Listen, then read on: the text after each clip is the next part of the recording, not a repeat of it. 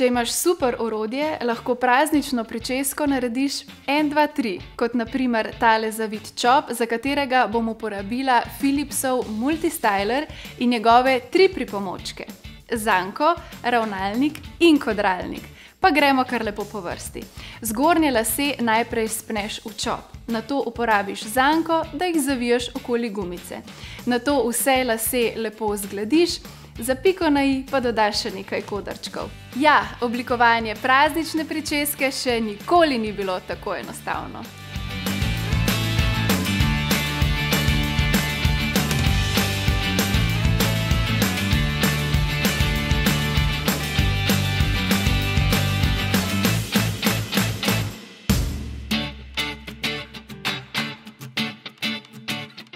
Innovation and you.